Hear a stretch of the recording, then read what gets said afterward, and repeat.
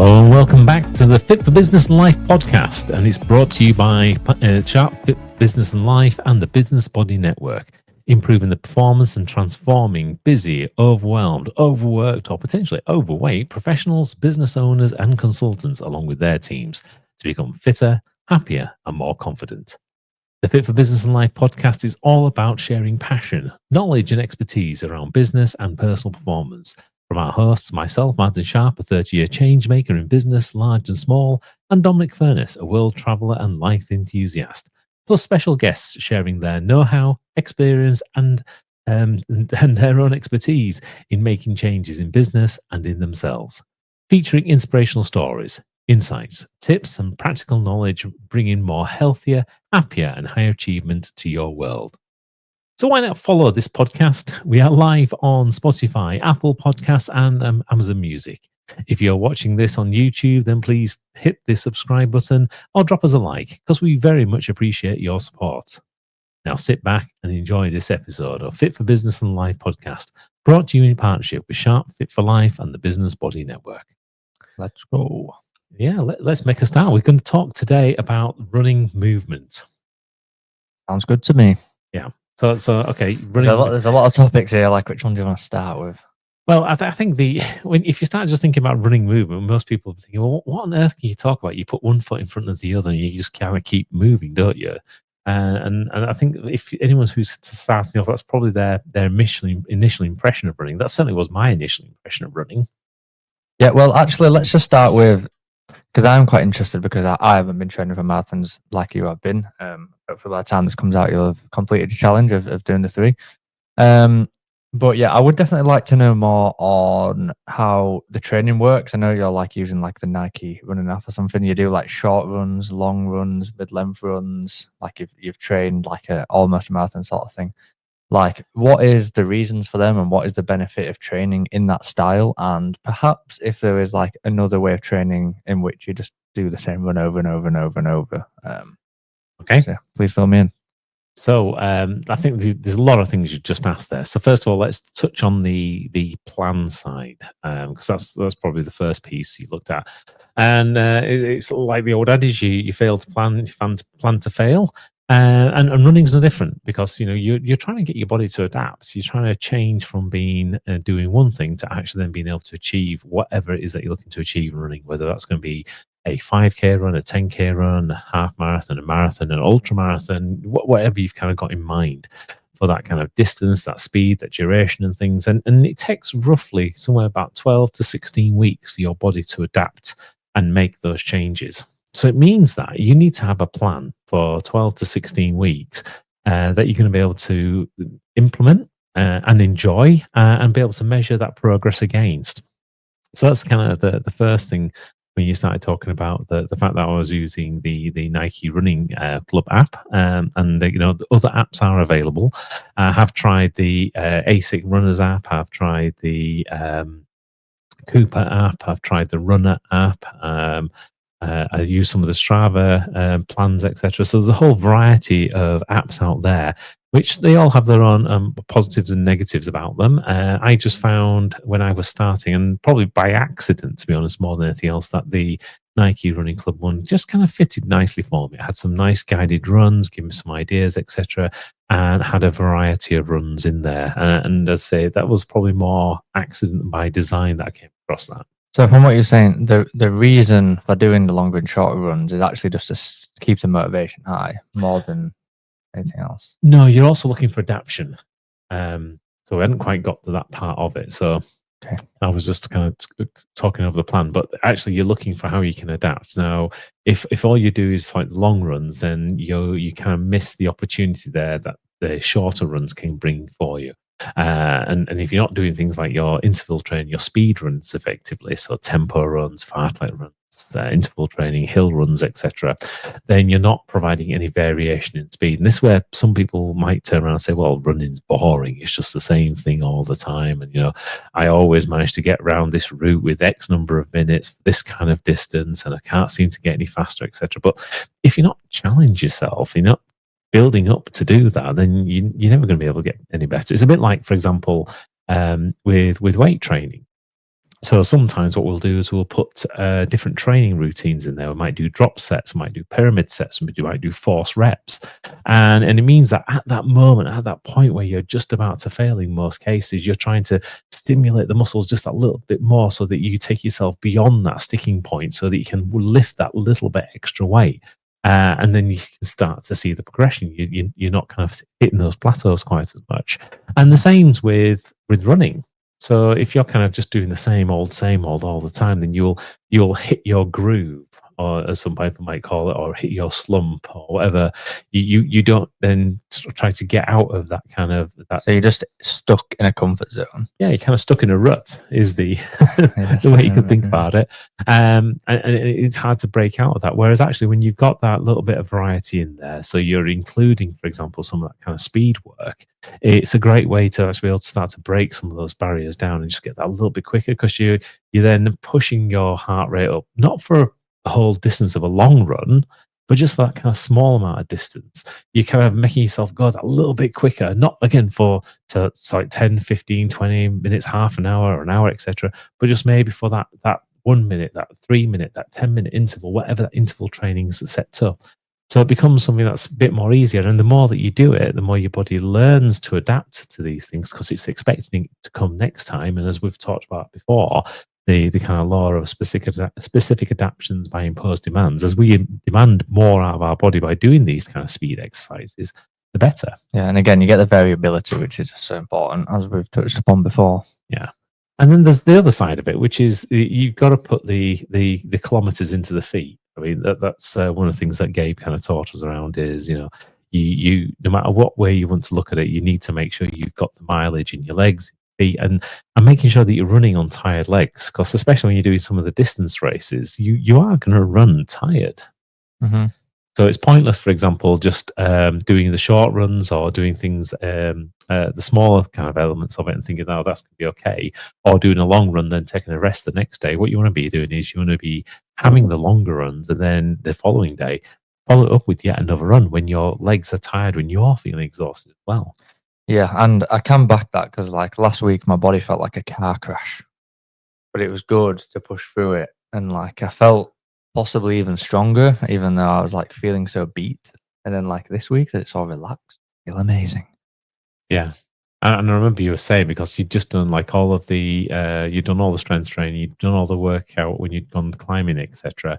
And I think you'd back to back that off with some skating as well. So you were just feeling incredibly exhausted. Yeah, I was back to back in everything with everything. It was quite something. And yeah, like going on like an 11.5 mile hike as well, just on the quote unquote rest day on that one. So yeah, I just pushed it too far.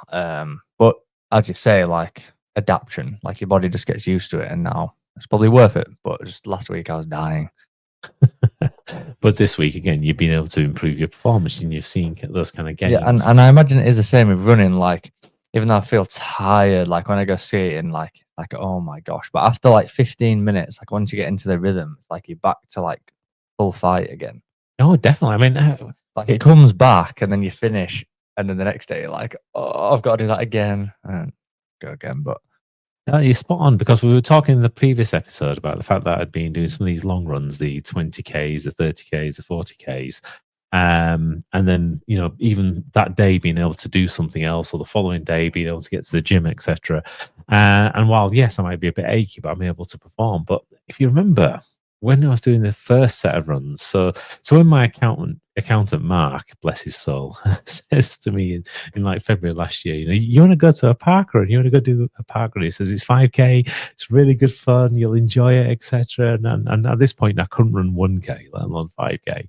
And I'm thinking, okay, well, we'll go there. And the first park run we did in York, I think I walked it all the way around, did it in some like 40 minutes, and I felt awful. It took me about 35 minutes to be able to drive the car afterwards, and we came home, and I basically was sat in the hot tub for a whole afternoon. I didn't get anything else done. I was just beat, and the following day I couldn't really do anything. But because again, I've put the training and I've worked the plan, I've made sure I've put the movement into the legs, and I've worked when I've been tired. That I think is kind of one of the key things. It means that my body now is expecting that to happen, so it's learned a recovery strategy, so it now recovers better. Yeah, it's definitely definitely good. Like, especially like the variety of having something like skateboarding. Well, a variety in many things. I guess we can just move the conversation along a little bit to being like the variety of like things you do to help with stuff like that, because you can do things like stretching to stretch things out afterwards. Like especially like after a heavy leg session this morning. I know you couldn't attend it this morning, but it was a heavy one, and just stretching for that like 10 minutes after. Like I don't really want to do it in the moment. It is a bit like licking sand. I definitely don't love stretching, but after the fact, it means that you're more like ready like the day after, and you don't get out of bed feeling like you need to spend the afternoon in the hot tub. Like little things like that do help, and particularly that week I did feel like a car crash. I was like trying to skate trick over and over and over and over and over and over for like 40 minutes, which like I know many people here work skates, won't really understand it, but from like a scientific perspective, it's like using my fast twitch muscle fibers over and over and over. And the thing with fast twitch muscle fibers is they're like, you're not really meant to use them that much. Like they're there for like not emergencies, but a one-off use. Like they use a lot of energy and they're powerful.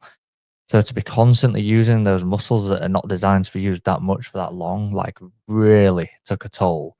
But then being able to come into like the next day with having things like yoga or Pilates or hot yoga or like strength training, but luckily not leg day.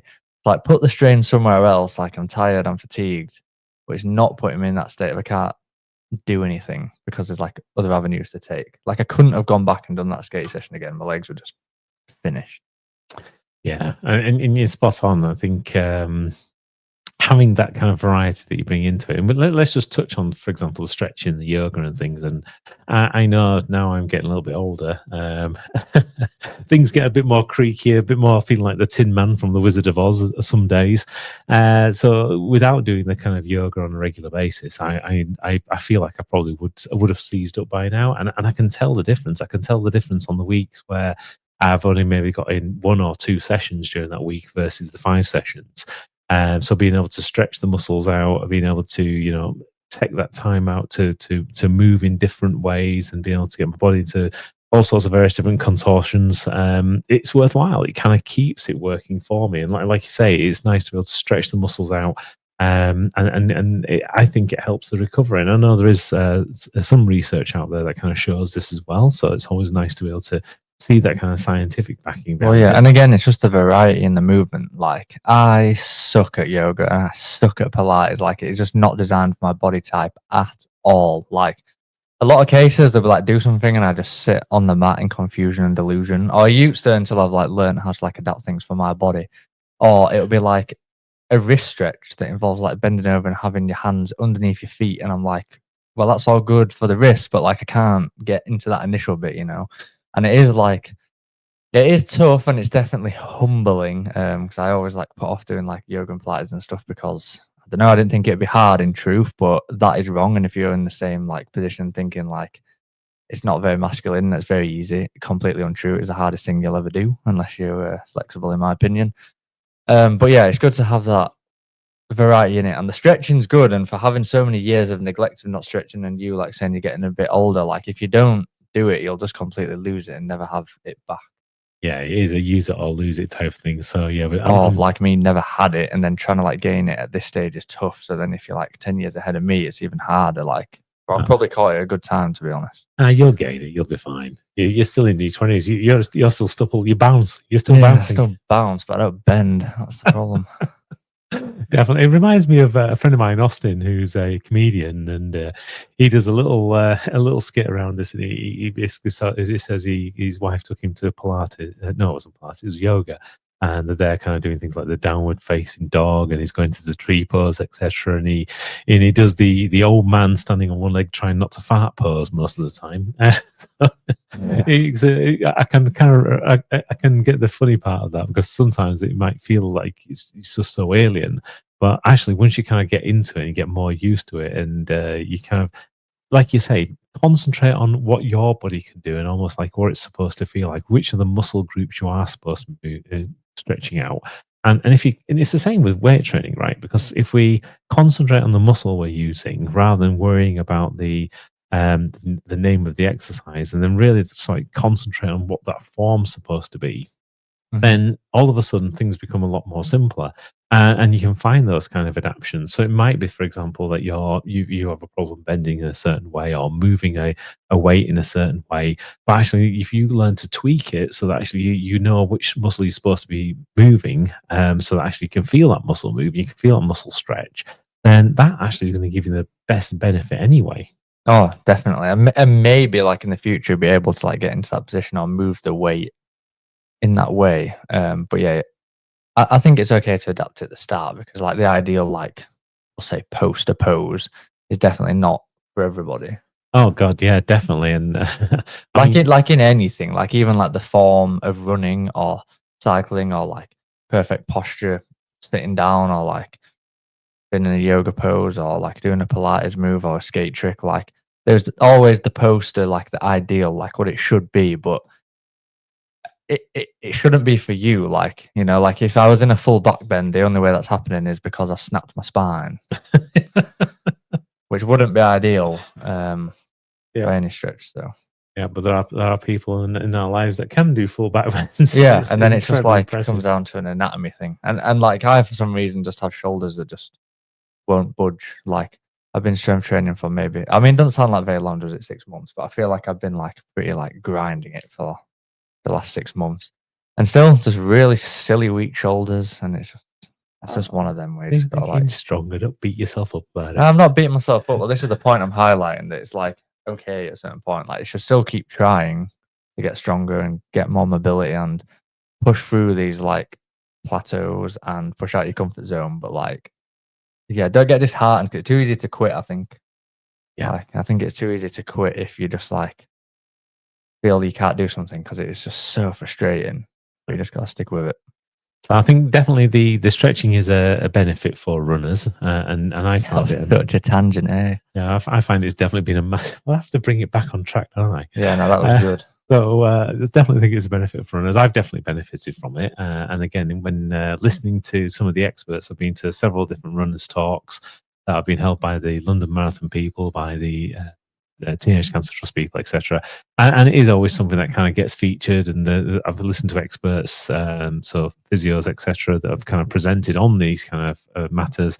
And again, it's just makes perfectly good common sense. It kind of matches the studies that I've kind of read. It matches the training I've kind of gone through from the strength and conditioning side of things. So I think bringing some of that into what happens with running kind of made common sense to me, and I feel like I benefited it definitely. I think it's definitely a benefit. Like it's worth, like if you have that 15 minutes that you can plan into your day for, it's definitely like achievable because you don't have to do an hour yoga class every day. Like that's not what it means. Like again, it's the variability. Like if you're lucky enough that you have the time to be able to do that once a week, amazing. Like preferably hot too, so you can like your body's even more flexible in those stretches.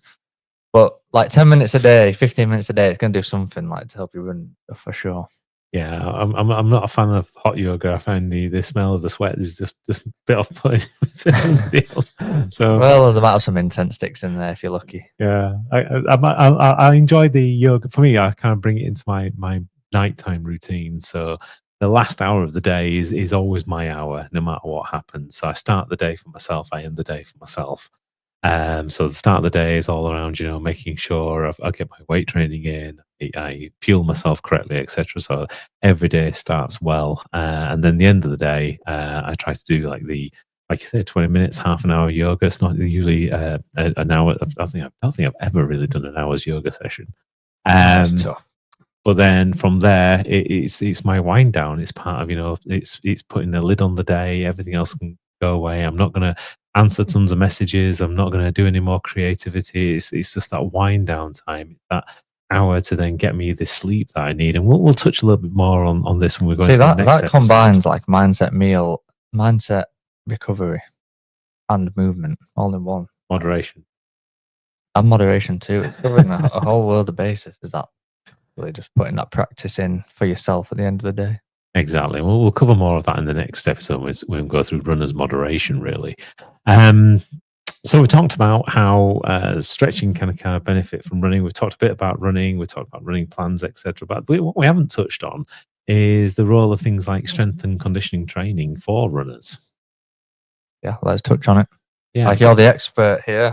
Oh, thank you very much. I like that. You want to say that one more time?